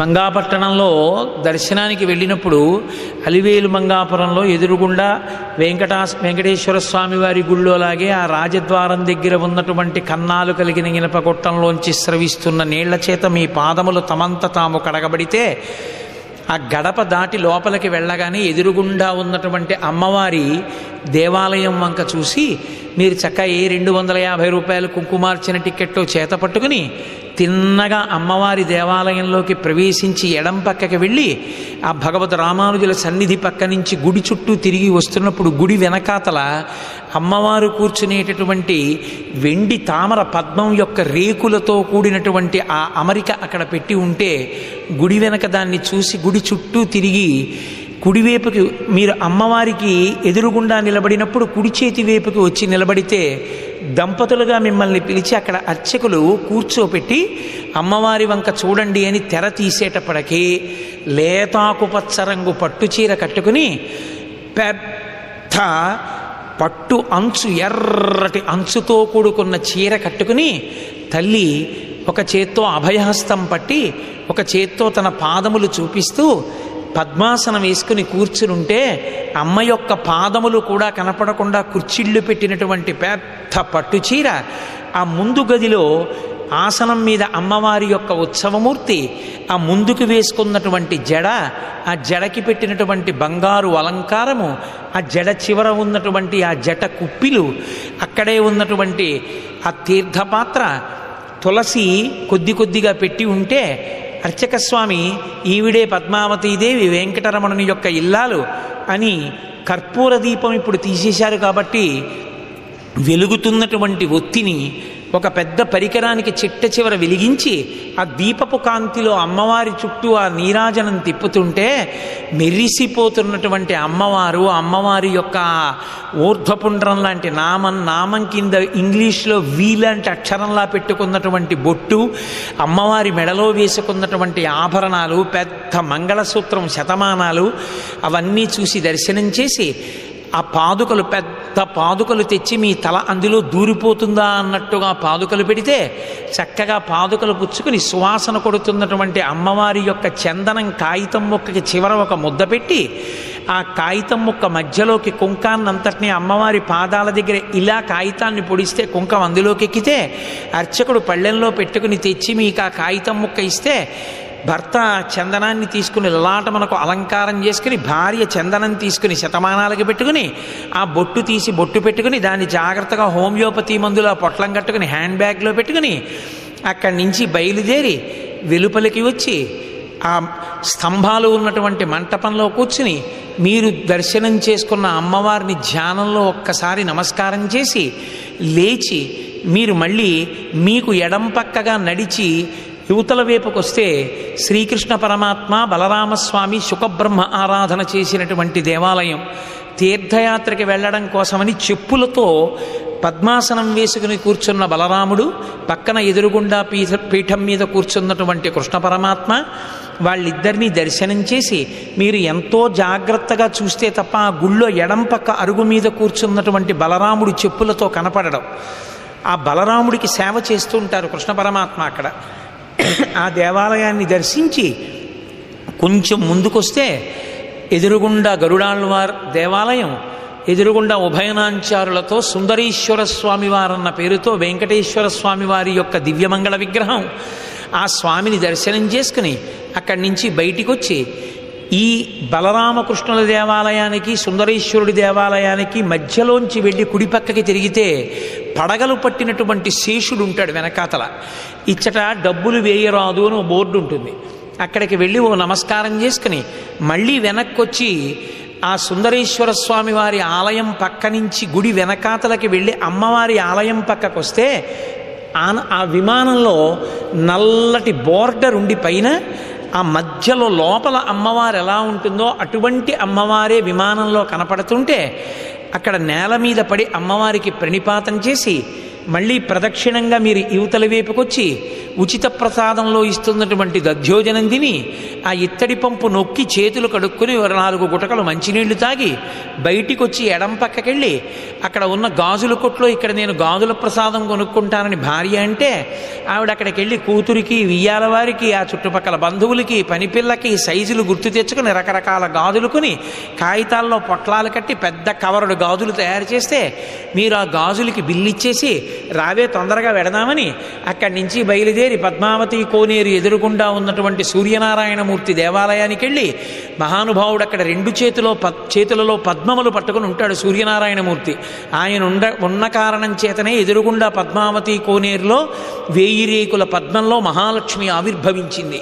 ఆ ఆరోగ్యం భాస్కరాదిచ్చేత్ ఆ సూర్యనారాయణమూర్తికి ప్రదక్షిణం చేసి చక్కగా అక్కడ సూర్యనారాయణుడికి నమస్కారం చేసుకుని బయటికి వచ్చి మీరు తెచ్చుకున్న వాహనం ఎక్కి గోవిందరాజస్వామి వారి గుడి చేరుకుని ఆ మధ్యలో ఉన్నటువంటి రోడ్డుకి యువతల వైపు ఆంజనేయ స్వామి గుడి, ఎదురుగుండా వరాహస్వామి గుడి, క్షేత్రపాలకుడు కనుక ముందు హనుమ దర్శనం చేసుకుని రోడ్డు దాటి ఆ బోలెడని సామాగ్రులు అమ్ముతున్నటువంటి కొట్లు దాటుతూ ఎడం పక్కన జియంగార్ల మఠం దాటి కొంచెం ముందుకెడితే అక్కడ కాళ్ళు కడుక్కోవడానికి వీలుగా ఉందా అన్నట్టుగా చిన్న సరోవరం లాంటిది ఉంటే అది దాటి ఎడంచేతి పక్కన చెప్పులు విప్పి ఉచిత పాదరక్షల కేంద్రంలో మీ చెప్పులు ఇచ్చి ఎప్పుడూ వెంట పట్టుకెళ్ళడం అలవాటైపోయిన సెల్ ఫోన్ కారులో పెట్టకుండా పట్టుకొచ్చేస్తే దాన్ని కుడి చేతి పక్కన ఉన్నటువంటి స్టాల్లో డిపాజిట్ చేసి 2 చేతులు పైకెత్తి నిలబడవలసిన దరిద్రం ఈ దేశంలో ఎప్పటికొదిలిపోతుందో అని గుడి ముందు నిలబడితే ఆ రక్షక భటులు ఒళ్ళంతా తడిమి లోపలికి వెళ్ళమంటే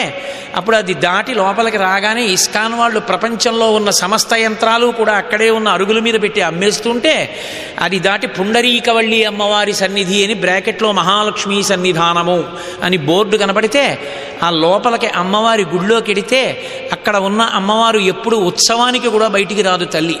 పేరుందేవమ్మ, కంచిలో పేరుందేవమ్మ ఎటువంటిదో ఇక్కడున్న పుండరీకవల్లి మహాలక్ష్మి సన్నిధానం అటువంటిది.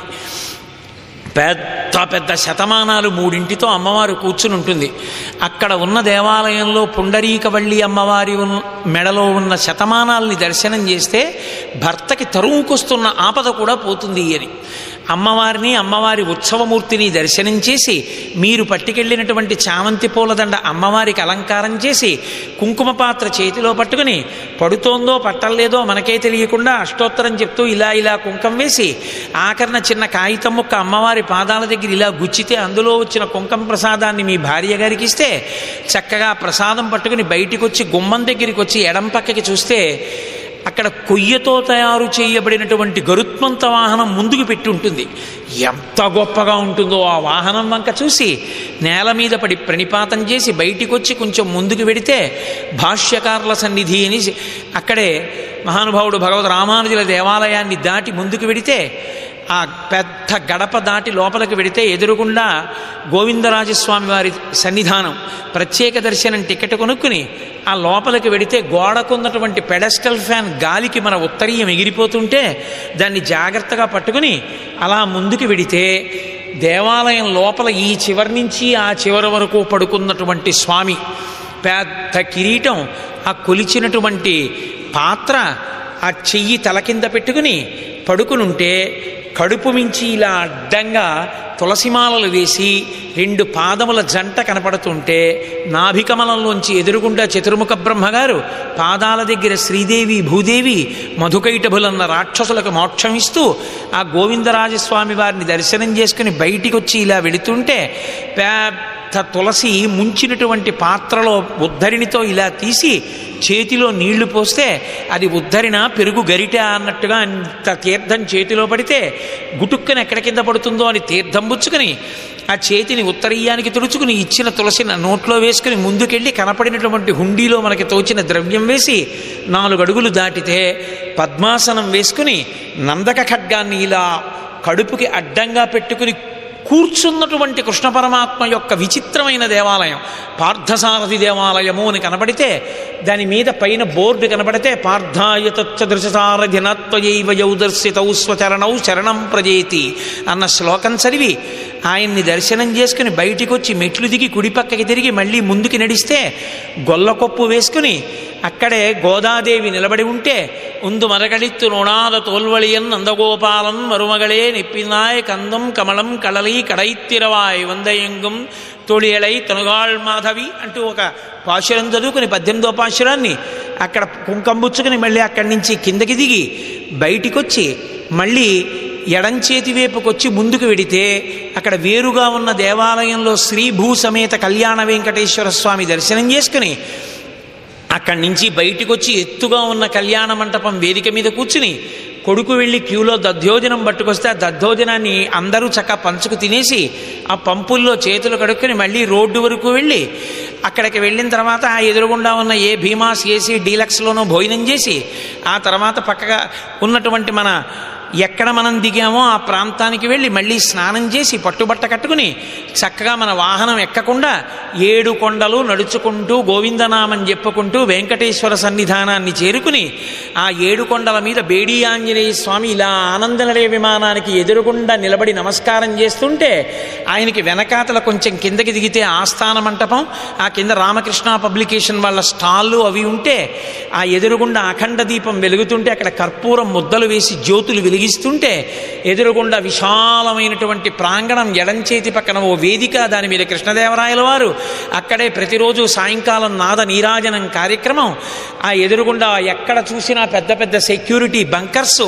దాని మీద తుపాకులు పట్టుకుని నిలబడినటువంటి అంగరక్షకులు, వాళ్ళని విష్ణు పార్షదులుగా భావన చేసి ఒకసారి నమస్కారం చేసుకుని ధర్మో రక్షతి రక్షిత అని ఒక బోర్డు కనబడితే అక్కడి నుంచి దిగి ముందుకు వెళ్ళి ఆ స్వామివారి ఆనందనిలయం పక్క నుంచి కోనేటి పక్క నుంచి నడిచి వెడుతుంటే ఏనుగులు తొండములను ఎత్తి రూపాయి కాసి ఇచ్చిన వాళ్ళందరికీ కూడా ఆశీర్వచనం చేస్తుంటే పిల్లాడు భయపడుతుంటే వాడిని చెయ్యి పట్టుకుని దగ్గరగా తీసుకెళ్ళి ఏమందు నాన్న అని వాడి గుండు మీద తొండం పెట్టిస్తే తొండం పెట్టి తీసేయగానే వాడు ఉలిక్కిపడి ఇలా చూసి సంతోషంగా 2 అడుగులు వెనక్కి వేసి నవ్వుతూ నాన్నగారిని గట్టిగా పట్టుకుంటే అక్కడి నుంచి ఇలా ముందుకెళ్ళి ఎడం పక్కకి తిరిగితే కుడి చేతి వైపు మెట్ల మీద లక్ష్మీ హయగ్రీవ సన్నిధానం చూసి నమస్కారం చేసి అక్కడి నుంచి ముందుకెళ్ళి ఎడం పక్కకి వెళ్ళి మళ్ళీ కిందకి మెట్లు దిగి కట్టుకున్న బట్టలు విప్పి అక్కడ పెట్టి అంచు ఉన్న తెల్లబట్టోటి కట్టుకుని సంకల్పం చెప్పుకొని స్వామి పుష్కరిని స్నానం చేసి బయటికి వచ్చి ఒళ్ళు తుడుచుకుని ఆ మెట్ల మీద నిలబడి అక్కడ ఉన్నటువంటి చెట్టు కొమ్మలు అటు ఇటు ఊగుతుంటే దాంట్లోంచి కనపడుతున్న బంగారు శిఖరాలు కలిగిన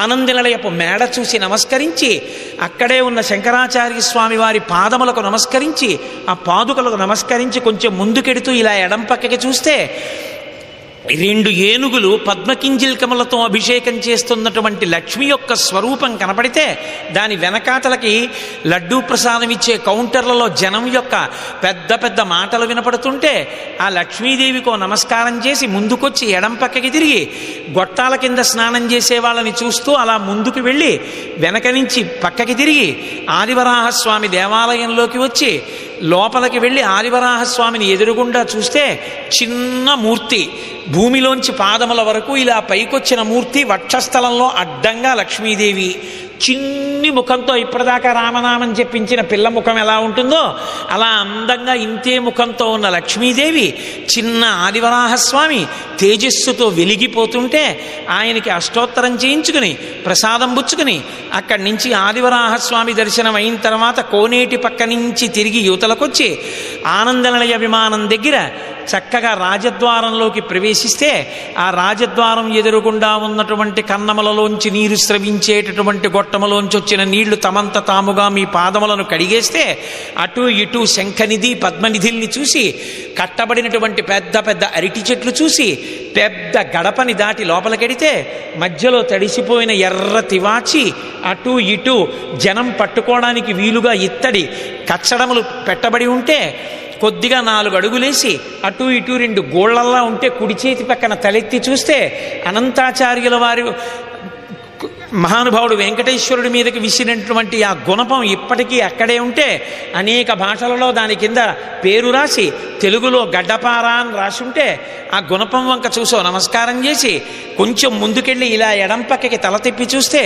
అచ్యుతరాయలు, వెంకటపతి రాయలు, వరదాజీ అమ్మాణ్ణి, కుడి చేతి పక్కకి తల తిప్పితే కృష్ణదేవరాయల వారు, తిరుమలదేవి, చిన్నాదేవి అక్కడే నిలబడి ఇలా నమస్కారం చేస్తే ఎర్రటి తివాచి ధ్వజస్తంభం, దానికి కట్టబడినటువంటి దర్భలు, ఆ పైకప్పుకు ఉన్నటువంటి కన్నం అక్కడ వరకు కనపడి ఇంకా పైకి కనపడనటువంటి ధ్వజస్తంభం, ఇలా ఎడం పక్కకి తల తిప్పితే తిరుమల రంగనాయకుల మంటపం, దాని పక్కన తిరుమలరాయ మంటపం, రంగనాయకుల మంటపంలో ఉన్న బోలెడన్ని వాహనాలు, అందులో కూర్చుని ఏదో చదువుకుంటున్నటువంటి వేద పండితులు, కొంచెం పట్టి పట్టి చూస్తే దాని మీద ఉన్న ఒక పెద్ద ఇత్తడి ఫలకం, దాని మీద మాలిక్ కాఫూర్ దక్షిణ దేశమైందికి దండయాత్రకు వచ్చినప్పుడు శ్రీరంగ క్షేత్రాన్ని కొల్లగొట్టడానికి ప్రయత్నిస్తే శ్రీరంగనాథ స్వామిని కొంతకాలం తీసుకొచ్చి 7 కొండల మీద ఉన్న ఈ ఈ మంటపంలో ఉంచిన కారణం చేత ఈ మంటపానికి రంగనాయక మంటపము అని పేరు వచ్చినది అని అక్కడ ఉన్నటువంటి ఫలకాన్ని చదివి ఇలా కుడిపక్కకి చూస్తే మధ్యాహ్నం వేళ స్వామికి సహస్రదీపాలంకార సేవ ఊంజల్ సేవ జరిగేటటువంటి మంటపం కనబడితే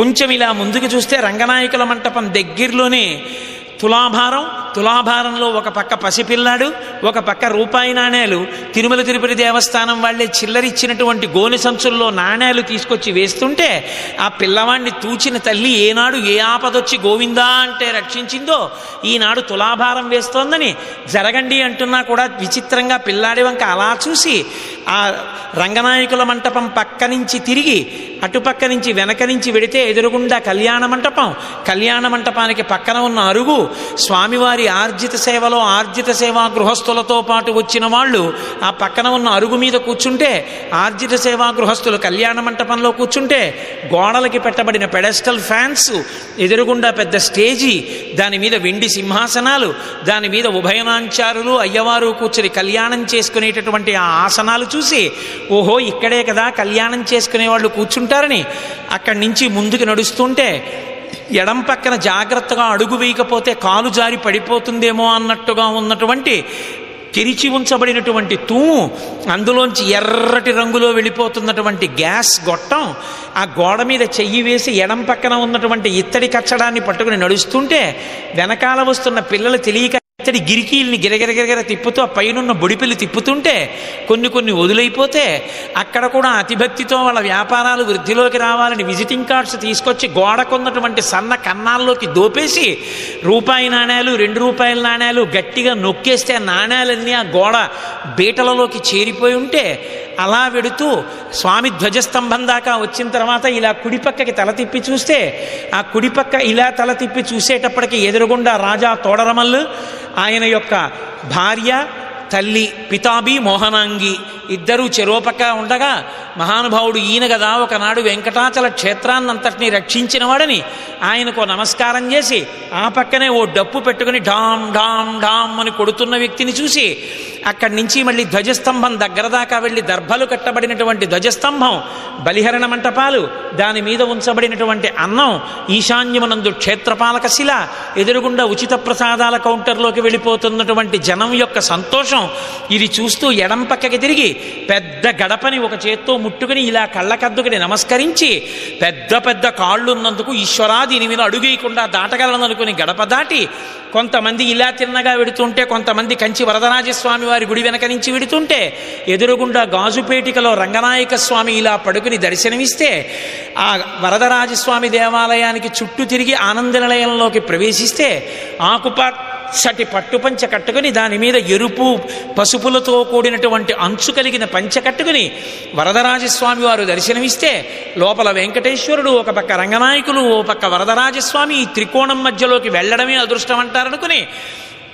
ఆనంద నిలయ విమానంలోకి ప్రవేశించడానికి కుడిపక్కకి తిరిగి ఆ గడప లోపలికి వెళ్ళగానే పైన చూసేటప్పటికి మెట్టతావరాకుల్లా తెల్లటి ఆకుల్లాంటి పెద్ద పెద్ద వాటి మధ్యలో వేలాడుతున్నటువంటి పూసలతో కూడిన పెద్ద గుత్తి దీపాలు కనపడితే ఆ కుడిపక్కకి ఆ గుత్తి దీపాలు చూస్తూ ఇలా కొంచెం ముందుకెళ్ళి పడిపోకుండా పట్టుకోవడానికి వీలుగా ఉంటుందని ఆ ఇత్తడి కచ్చడాన్ని ఎడం చేత్తో పట్టుకుని భార్య ఉందా అని వెనక్కి తిరిగి చూసి భార్య వంక చూసుకుని ఇలా వచ్చేటప్పటికి కుడి చేతి పక్కకి తిరిగి చూస్తే రెక్కలు విప్పినటువంటి గరుడాళ్వారిని చూసి ఆయనకు నమస్కారం చేసి తనంత తాను మనం ఇలా పైకి ఎక్కడానికి వీలుగా ఏటవాలుగా అమర్చబడినటువంటి బల్ల మీదకి పైకెక్కుతూ చూస్తే ద్వారపాలకులు ఇద్దరు ఉండి జై విజయులు, వాళ్ళిద్దరూ ఇలా ముద్రపట్టి శౌచంతో మాత్రమే లోపలికి వెళ్ళవలసినటువంటి క్షేత్రము సుమాని సంజ్ఞ పడితే ఆ పక్కనే ఇత్తడి కచ్చడములతో కూడినటువంటి తలుపుల వెనకాతల స్వామివారి హుండీ ఉంటే ఆ హుండీలో డబ్బులు వేసేవాళ్ళని చూస్తూ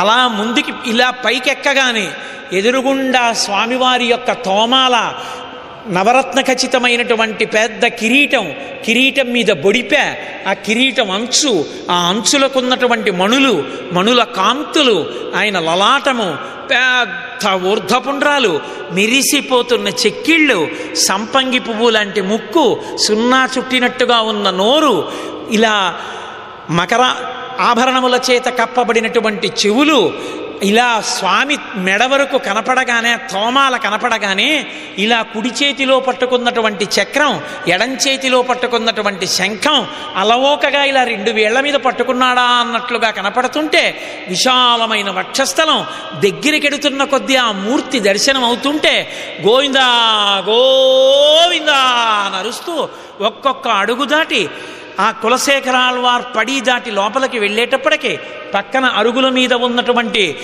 రామచంద్రమూర్తి ఇలా పక్కకి వంచి ధనస్సు పట్టుకున్నటువంటి స్వామి, పక్కన సీతమ్మ, వెంకటరమణుడు, భోగ శ్రీనివాసుడు, ఉగ్ర శ్రీనివాసుడు, మలయప్ప స్వామి, పద్మావతి అమ్మవారు, భూదేవి, ఈ మూర్తులన్నిటినీ చూసి స్వామి పాదాల మీద తులసి అర్చన చెయ్యబడి ఉంటే ఒకసారి పైనుంచి కిందకి ఆపాదమస్తకం స్వామి దర్శనం చేస్తే పెద్ద కిరీటం, ఆ కిరీటం మించి వ్రేలాడుతున్నటువంటి తోమాల, కుడి చేతిలో ఉన్న చక్రం, ఎడం చేతిలో శంఖం, కంఠం, దానికి త్రివళులు, ఆ గడ్డానికి అనంతాచార్య స్వామి వారు ఒకనాడు విసిరినటువంటి గుణపపు దెబ్బకి గుర్తుగా పెట్టబడినటువంటి గంధం, ముద్దులు మూట కడుతున్నట్టుగా చిరునవ్వుని లోపల దాచుకున్నటువంటి గుండ్రని మూతి, అది మీరు దర్శనం చెయ్యాలంటే పూరాభిషేకంలోనే చూడాలి. ఆ సోయగం, సంపంగి మొగ్గ లాంటి ముక్కు, ఆ కన్నులు కనపడకుండా పెట్టబడినటువంటి పెద్ద పెద్ద ఊర్ధ్వపుండ్రాలు, అయినా సరే ఎంతో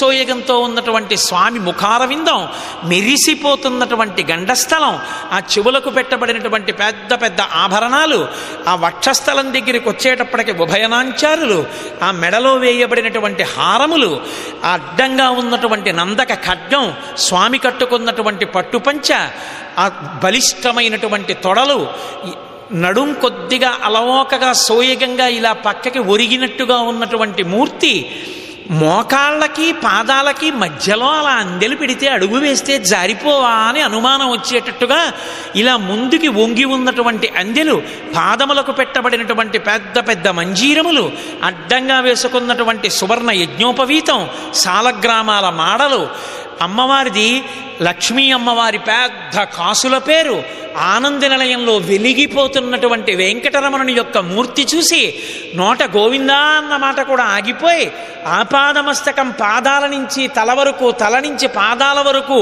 వెలిగిపోతున్నటువంటి మణులతో ఉన్నటువంటి ఆ కుడి చెయ్యి, నడుం మీద పెట్టుకున్న ఎడం చెయ్యి, కట్టుకున్న పట్టుబట్ట, ఆ అందాన్ని చూస్తూ కన్నులతో స్వామిని తాగేస్తూ, ఈశ్వరా నా కనురాపు తగులుతుందేమో అని బెంగ పెట్టుకుని మన ప్రయత్నం లేకుండానే కన్నుల వెంట ఆనంద భాష్పాలు కారిపోతే, అకస్మాత్తుగా పరిచయం పట్టిందా అన్నట్టు ముక్కు నుంచి ధారలు కారిపోతుంటే ఉత్తరీయంతో కళ్ళు తుడుచుకుని, ఓ దిక్కుమాలిన కళ్ళలారా ఇప్పుడే నీరు కార్చాలా, ఈశ్వర దర్శనం చేసుకోండి అని లోపల తాపత్రయపడుతూ ఆయన వంక చూసి ఆనందపడిపోతూ, మీలాగే అందరూ చూడాలి కదా, జరగండి అంటే ఇలా వెనక్కి వచ్చినట్టే వచ్చి మళ్ళీ ఇలా పక్కకి దూరి నిలబడితే, అయ్యా జరగాలి జరగాలి, ప్లీజ్ మూవ్ అని రకరకాల భాషలలో చెప్తూ చేతులు పట్టుకుని తోస్తుంటే, మధ్య మధ్యలో జనం వెళ్ళటం లేదని తెరేసేస్తే మళ్ళీ తెర తీసినప్పుడు మళ్ళీ తొంగి చూస్తూ, వెనక్కి తిరిగి నడవడం అన్నది జీవితంలో పెద్ద సాధన చేసిన వాళ్ళ, ముందుకి తిరిగి స్వామిని చూస్తూ వెనక్కి తిరిగి బయటికి వచ్చి ఘంటామంటపం దాకా వచ్చిన తర్వాత వెళ్ళిపోయినట్టు నటించి అకస్మాత్తుగా ఇలా మళ్ళీ బొంగుని ఇంకొక్కసారి చూసి స్వామి పునర్దర్శనాన్ని కటాక్షించమని వేడుకుని, అక్కడి నుంచి ఇలా పక్కన కుడి పక్కన ఉన్న ఘంటామంటపంలో ఉన్న గంటల వంక చూసి, ఈ గంటలు మోగినప్పుడు అంచెలంచెల ఘంటామంటపంలో గంటల యొక్క నాదమును విని కదా కృష్ణదేవరాయల వారు భోజనం చేసేవారు అనుకుని, ఆ ఘంటామంటపం దాటి బయటికి వచ్చి మెట్లు దిగి కుడి పక్కకి తిరిగి చూస్తే ఉత్తర ద్వారం మీద చక్కగా ఇలా శేషశైనం మీద పడుకున్నటువంటి శ్రీమన్నారాయణుడు నాభికమలంలోంచి చతుర్ముఖ బ్రహ్మగారు ఆ ఉత్తర ద్వారం వంక చూసి దాటి ముందుకొచ్చి రంగదాసు తవ్విన బావి చూసి మెట్లెక్కి ఎడం పక్కకెళ్ళి కోటేరు లాంటి ముక్కుతో కూర్చుని చీర కట్టుకుని చక్కగా ఎదురుగుండా వంటింట్లోకి కన్నంలోంచి చూస్తూ వెంకటేశ్వర స్వామి వారికి కావలసిన పదార్థములను తయారు చేయిస్తున్నటువంటి తల్లి వకుళమాత దర్శనాన్ని పొంది, అమ్మా నేను వచ్చి వెళ్ళానని చెప్పమ్మా, ఒక్కసారి గుర్తు చెయ్యమ్మా అని వకుళమాతని వేడుకుని ఆవిడికి నమస్కరించి కొద్దిగా గంధం తీసుకోండి అని అక్కడ ఉన్నవాళ్ళు గంధం ముద్దిస్తే ఆ గంధం ముద్ద పుచ్చుకుని కొద్దిగా యువతలకొచ్చి ఆజ్ఞాపాలక హనుమ సుగ్రీవుడు మొదలైన వారు బొమ్మల కొలువులో బొమ్మల్ని పెట్టినట్టు మెట్ల మీద వరుసగా పెట్టి ఉన్న చోటుకెళ్ళి ఆయన్ని చూస్తుంటే పెద్ద ఉద్ధరణితో అర్చక స్వామి చేతిలో తీర్థం పోస్తే ఆ తీర్థం పుచ్చుకుని ఎంత పెద్ద తలకాయ అయినా అందులో దూరిపోయేటంతటి పెద్ద పాదుకలు ఆ స్వామివారి ఆ శఠారిని తీసుకొచ్చి తల మీద 2 చేతులతోనూ అర్చక స్వామి పెడితే ఏదో గొప్ప నిర్భయత్వాన్ని గొప్ప రక్షకత్వాన్ని అనుభవించి దాటి మెట్లు దిగి ఒక్కసారి ఇలా ఆనందనిలయ విమానం వంక చూస్తే గొండ్రంగా ఇలా గుమ్మటం కనబడితే పొంగిపోయి ఆ విమానం వంక చూసి ఆ రంగదాసు బావి దగ్గరికి వచ్చి సింహం మీదకి చూస్తే ఆ సింహం నుంచి వెనకనున్న స్వామి సింహం మీద కూర్చుని వీరాసనంలో కాలు వేసుకుని పాదం కనబడితే ఓహో స్వామి నీ పాదాల యొక్క అడుగున ఉన్న రేఖలు చూడగలిగిన భాగ్యాన్ని పొందానని సంతోషించి ఆనందనిలయ విమానం పక్క నుంచి వెడుతూ కుడి పక్కకి తిరిగితే ఎడం పక్కన ఉన్న అరుగు మీద స్వామివారికి నాణేలు రూపాయి కాసులు బంగారము వెండి అన్నీ తీసి గ్లాస్కో పంచలు కట్టుకున్న వాళ్ళందరూ లెక్కలు పెడుతుంటే ఆ పరకామణి వంక చూసి ఏమి ఐశ్వర్యవంతుడవయ్యా, ఎంతమంది ఎన్ని మొక్కులు మొక్కి తెచ్చి వేశారో, ఎంతమంది కష్టాలు గట్టెక్కించావోనని కొంచెం ముందుకెడుతుంటే ఎదురుగుండా పద్మావతి పరిణయ ఘట్టంలో గుర్రం మీద స్వామివారు వచ్చినప్పుడు పద్మావతీదేవి చిలికెత్తులు రాళ్లు విసురుతున్న సన్నివేశంలో వెంకటేశ్వరుడు గుర్రం దిగుతున్నటువంటి మూర్తి ఎదురుగుండా గోడ మీద కనపడుతుంటే నమస్కరించి కొంచెం ముందుకెళ్ళి మెట్లెక్కి నిలబడితే మీరు నిలబడినప్పుడు కుడి చేతి పక్కన పెద్ద పెద్ద దొంగల మీద స్వామివారికి కావలసిన చందనం తీసే చందన మంటపం కనబడితే మెట్లెక్కి ఎదురుగుండా విమానంలోకి చూసినప్పుడు విమాన వెంకటేశ్వరుడు లోపల స్వామి ఎలా ఉంటాడో అలా విమాన వెంకటేశ్వరుడు ఆయనకి ఎడం చేతి పక్కన తోక పైకెత్తి తల వరకు తగిలేటట్టుగా ఉన్న హనుమ, స్వామికి కుడి చేతి పక్కన 2 చేతులు ఎత్తి ఆడుకుంటున్న బాలకృష్ణుడు, ఆ పక్కన రెక్కలు విప్పి ఉన్నటువంటి గరుడాళ్వార్, ఆ విమాన వెంకటేశ్వర దర్శనం చేసి మెట్లు దిగి కొంచెం ముందుకొచ్చి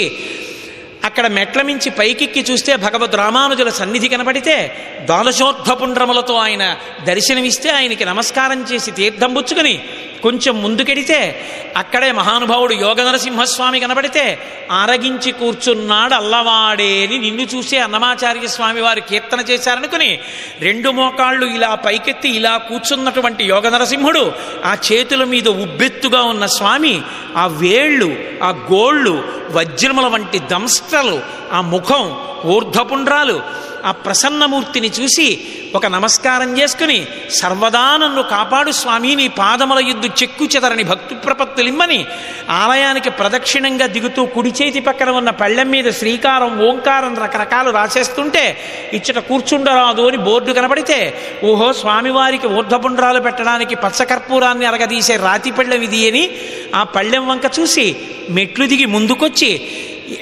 స్వామివారి లోపలికి వెళ్ళడానికి ఉన్న ఇత్తడి కచ్చడములతో కూడినటువంటి ప్రతిబంధక స్వరూపం ఉన్న చోట నేల మీద పడి చల్లగా ఉన్న ఆ నేల మీద నమస్కారం చేస్తూ కళ్ళజోడు తీసి కొడుక్కిచ్చి ఉత్తరీయం తీసి నడుముకు చుట్టుకుని నేల మీద పడి నమస్కరిస్తే ఆ తడెంతా గుండెలకు అంటుకుంటే లేచిన తర్వాత కొడుకు మళ్ళీ కళ్ళజోడిస్తే కళ్ళజోడు తీసుకుని ఉత్తరీయానికి తుడుచుకుని కళ్ళజోడు పెట్టుకుని ఆ హుండీ దగ్గరికి వెడుతూ భార్యని పిలిచి ఏదే హుండీలో వేద్దామన్న డబ్బంటే ఆవిడ హ్యాండ్ బ్యాగ్ జిప్పు తీసి అందులోంచి తీసి డబ్బు చేతిలో పెడితే ఆ డబ్బు పట్టుకెళ్ళి హుండీకి ఉన్నట్టు ఇలా ఏదో కోసినట్టుగా ఉన్నటువంటి ఆ బట్ట మధ్య భాగంలోంచి చెయ్యి పట్టి హుండీలో వేసి అమాయకంగా హుండీకి కూడా నమస్కారం చేసుకుంటున్న భక్తుల్ని చూసి హుండీకి ప్రదక్షిణంగా బయటికొచ్చి గోడ మీద ఎదురుగుండా నిలబడినటువంటి లక్ష్మీదేవి అమ్మవారు ఇలా పెట్టినటువంటి అభయహస్తం, అందులోంచి పడుతున్నటువంటి కాసులు, అత్యాశతో గోడ చీలికలలో నాణ్యాల్ని దోపేస్తున్న వాళ్ళు, పాదాల్లో నాణ్యాలు కుక్కేస్తున్న వాళ్ళు, 2 చేతులు పైకెత్తి పట్టుకుందామని పొడుగు చాలక వెనక్కి పడిపోతున్న వాళ్ళు, పిల్లల్ని ఎత్తి పట్టుకుని నమస్కారం చేయమంటున్న వాళ్ళ మధ్యలోకి వెళ్ళి పొడుగ్గా ఉన్నందుకు ఇన్నాళ్ళకి కాళ్ళు పైకెత్తకుండా నాకే అమ్మవారి పాదాలు దొరుకుతున్నాయని సంతోషంగా ఇలా ఎత్తి పాదాలు పట్టుకుంటే అరుగుల మీద ఉన్నవాళ్ళు అదిగో ఆయనకి అందే అనుకుంటుంటే అదే జీవితంలో పెద్ద విజయం అనుకుని సంతోషపడిపోయి చల్లటి పాదాలు ముట్టుకున్న ఆ చేతులు కళ్ళజోడు వెనక నుంచి ఆ కాళ్ళకి రాసుకుని అక్కడి నుంచి ఆలయం ముందు భాగంలోకి వచ్చి ద్వారంలోంచి బయటకు వచ్చి ధ్వజస్తంభాన్ని చూస్తూ ఎడం పక్కకెళ్ళి ఉచిత ప్రసాదం కౌంటర్లో ఒక పక్కకి కొడుకుని పంపి ఒక పక్కకి భార్యని పంపి 3వ వైపుకి తాను వెళ్ళి తీరా బావి దగ్గరికి వచ్చి చూసేటప్పటికి 3గురికి లడ్డూలే వస్తే 3గురు సంతోషంగా నవ్వుకుంటూ ఆ లడ్లు తిని స్వామివారి ఆ పోటు వంటశాలలోంచి వస్తున్నటువంటి సువాసనలు ఆఘ్రాణిస్తూ భర్త చెక్కిట చెయ్యి వేసి నిలబడితే భార్య గమనించి, ఒక్కరోజు ఆగండి, రేపు పొద్దున మనకు అష్టదళ పద్మారాధన ముందుగా బోల్డ్ అన్న వస్తాయి, లడ్లు వడలు తిందురుగాని లేండి అంటే అక్కడి నుంచి బయలుదేరి కుడిపక్కకి తిరిగి ఆ ఇత్తడి పంపుల్లోంచి వస్తున్నటువంటి చేతుల్లో ఆ పంపుల్లో నీళ్లతో చేయి కడుక్కుని ఇది త్రాగునీరు వృధా చేయరాదు అన్న బోర్డు చూసి చల్లటి నీళ్లు 4 గుటకలు తాగి స్వామివారి ఊరిరిగింపులో ముందు వెళ్ళేటటువంటి కాగడాలు కొన్ని అగ్ని నిధనమైపోయి అక్కడ ఉండడం చేత కొద్దిగా నూనె మరకలుగా ఉండి నీరు గోరువెచ్చగా ఉంటే నీటి గొట్టాలతో అక్కడ ఉన్న పరిచారికులు ఆ గట్టునంతటినీ కడిగేస్తుంటే ఆ నీటి ధార వచ్చి పంచె మీద పడుతోందని పంచె ఎత్తి పట్టుకుంటే మీ కాళ్ళు కూడా కడగబడితే అక్కడి నుంచి నడిచి ముందుకొచ్చి ఆ అరుగు కొంచెం దిగి ఎర్రటి తివాచీ మీద తడిదాని మీద నడుస్తూ మళ్ళీ ఒకసారి కృష్ణదేవరాయల వారిని, తిరుమల దేవిని, చిన్నాదేవిని, కుడి చేతి పక్కన వెంకటపతి రాయల్ని, అచ్యుతరాయల్ని, వరదరాజి అమ్మాణిని, ఆ గుణపాన్ని, స్వామివారి యొక్క శిఖరాన్ని చూస్తూ ఇలా వెనక్కి తిరిగి చూస్తే ధ్వజస్తంభం, దానికి కట్టిన దర్భల వరకే కనబడి ఇక ఆ లోపలి భాగం కనబడకపోతే, స్వామి రేపు తెల్లవారుజామున అష్టదళ పద్మారాధనానికి వస్తాను,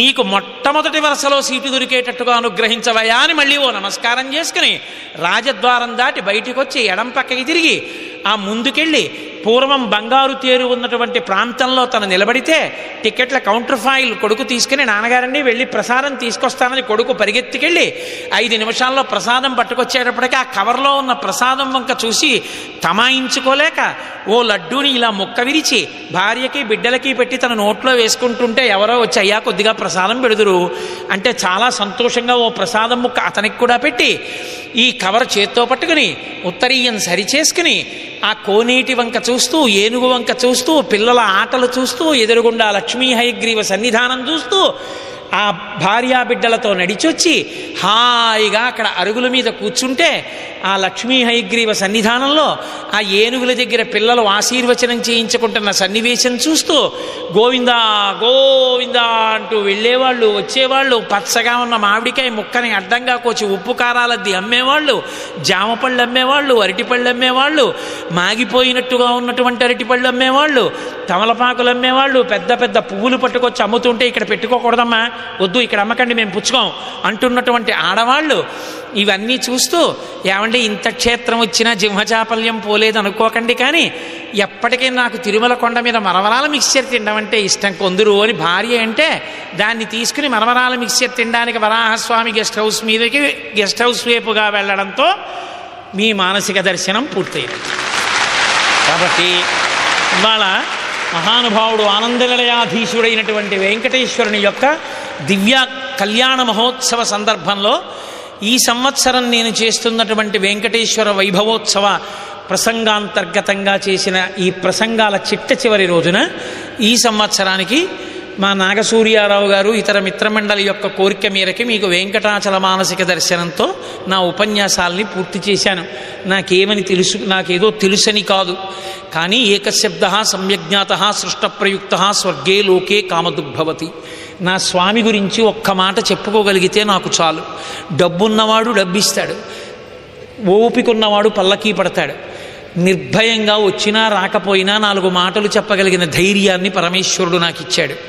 ఆ ధైర్యాన్నే స్వామికి కృతజ్ఞతలు వెచ్చించుకోవడానికి వాక్సుమములను ఆయన పాదముల మీద సమర్పించడానికి చేసిన ప్రయత్నమే తప్ప మీరు తెలియని వారని కాదు, నేను తెలిసిన వాడనని కాదు. కానీ స్వామి గురించి చెప్తుంటే అన్నీ తెలిసి కూడా ఏమీ తెలియని వారిలా ఇన్ని రోజులు నన్ను భరించిన ఉపన్యాసాలు విన్న మీ అందరికీ నా హృదయపూర్వకమైనటువంటి కృతజ్ఞతాభివందనములను ఆవిష్కరిస్తూ స్వస్తి. మంగళాశాసనపరై మదాచార్య పురోగమై సర్వైశ్చ పూర్వైరాచార్యై సత్కృతాయాస్తు మంగళం. మంగళం కోసలేంద్రాయ మహనీయ గుణాత్మనే చక్రవర్తి తనూజాయ సర్వభౌమాయ మంగళం. ఉమాకాంతాయ కాంతాయ కామితార్థప్రదాయిని శ్రీగిరీశాయ దేవాయ మలినాథాయ మంగళం. కరచరణకృతం వా కర్మవాక్కాయజం వా శ్రవణనైనజం వా మానసం వాపరాధం విహితం వా సర్వమేత్తక్షమస్వ శివ శివ కరుణాబ్ధే శ్రీ మహాదేవ శంభో.